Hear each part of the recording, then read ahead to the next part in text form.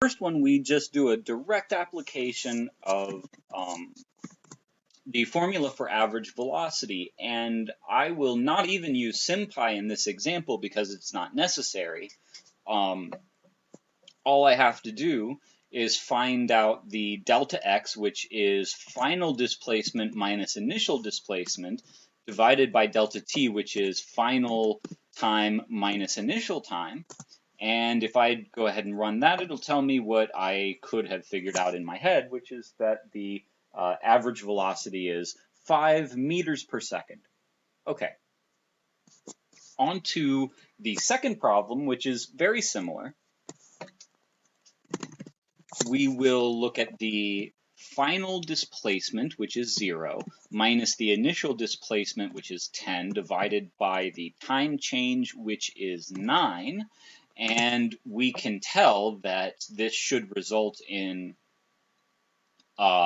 negative 10 over 9, which is going to be slightly more negative than 1, basically. So there's a prediction, and there you have it. That prediction came out true. Next, we have a word problem. So a car travels from Houston to New York City displaced by this much, and then it is displaced from New York to Montreal by that much. The first leg takes a day and the second 6 hours. What's the car's average velocity on the first leg? Well,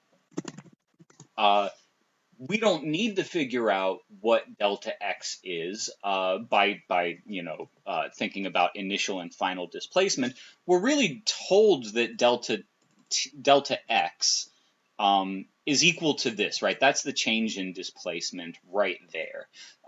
Except that I'm going to do this all in meters and seconds because those are the units that I have been discussing throughout. So rather than call it 2600 kilometers, kilometers, I will replace kilometers with the equivalent measurement of 1,000 meters. So I'll really call that times 1,000.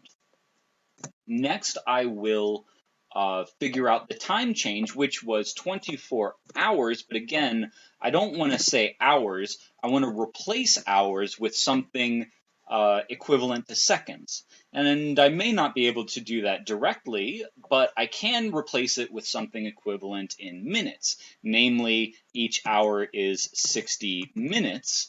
And now I want to replace minutes with something that's equivalent to seconds, which is 60 seconds. And this will, in fact, now I have to be careful because if I just left it like that, it would not understand what the denominator is. So I have to wrap the whole denominator in parentheses to make sure that it understands. Perhaps technically I ought to do it over here, although really, there is a good reason why it doesn't really matter over here. But I can go ahead and wrap it in parentheses just to be on the safe side. And now if I run that, I get about 30 meters per second. That's part A. Now for part B, what is the average velocity on the second leg of the trip? Well, I can do basically the same thing and say 600 times 1,000 divided by 6 hours, which is 6 times 60 minutes times 60 seconds, and this will get me the correct answer. So about 27 or 28-ish. And then I say, why can we not determine the total displacement? Well, because going from Houston to New York is not necessarily on the same straight line path as going from New York to Montreal. There's like an angle in between them. So you may not just be able to add the displacements and get the total displacement.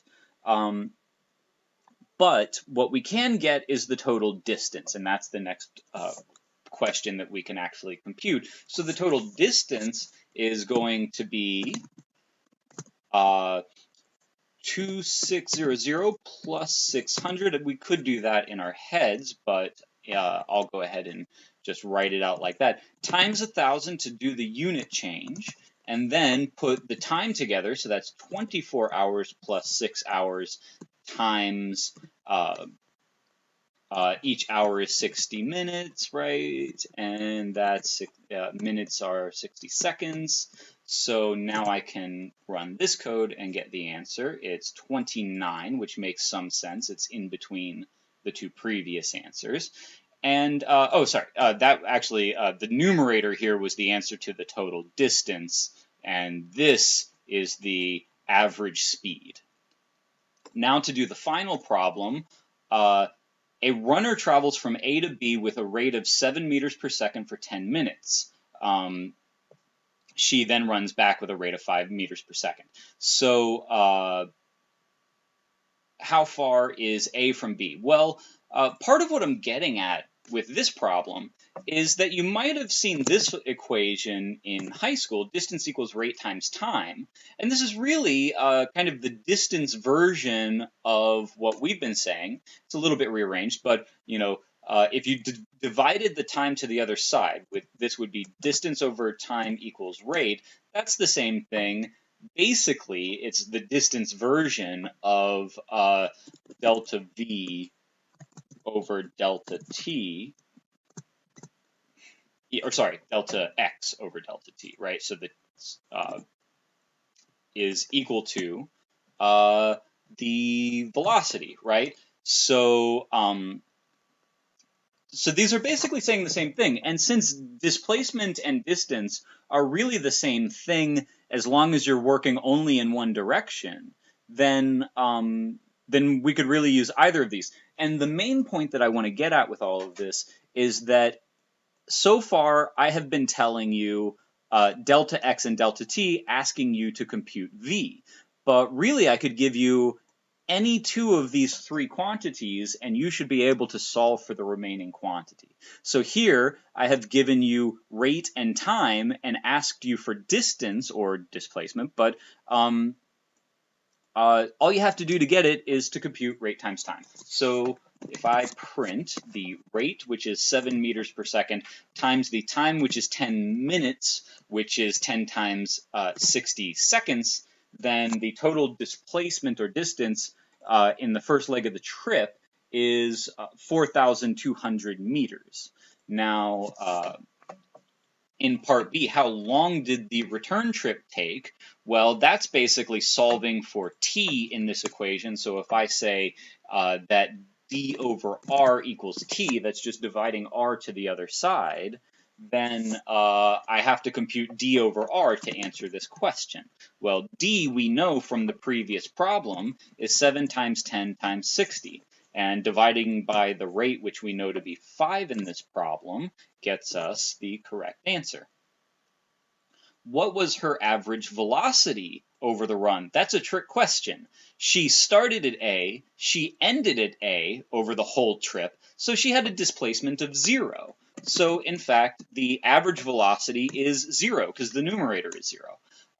Now, what you probably think of when you hear that question is what is the average speed over the run? And that would be the total distance from A to B plus the total distance from B to A, which is just 2 times 7 times 10 times 60, divided by the total time, which we know that the time for the first leg of the trip was 10, plus the time for the second leg of the trip, which was this answer here. So I'll just copy paste it.